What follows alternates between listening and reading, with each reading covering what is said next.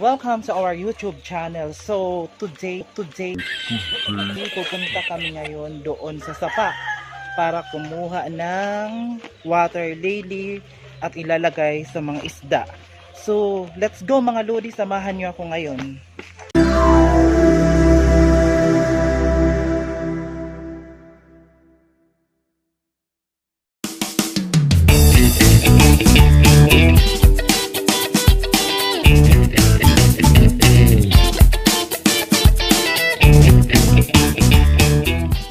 So mga lodi, kasama ko ngayon yung partner ko. Kukuha kami ng water lily para sa aming mga guppies.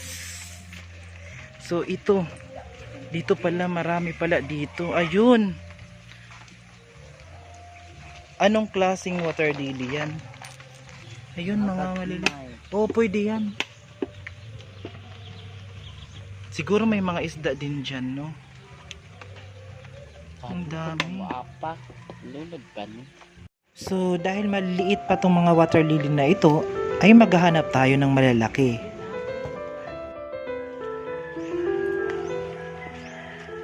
Diyan marami din kaya dyan. Ayun.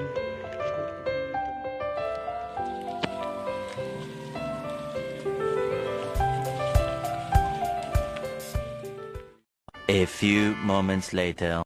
Dahil gusto ko akong pumili ng water lily, ay ako na lang ang kumuha ng mga ito.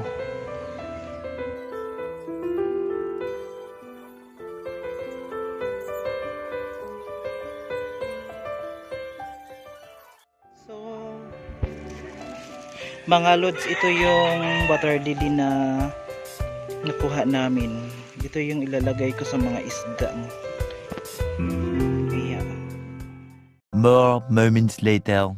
So, ayan mga lods. Nilagay ko na yung water lily para maging masaya ang mga isda. Char.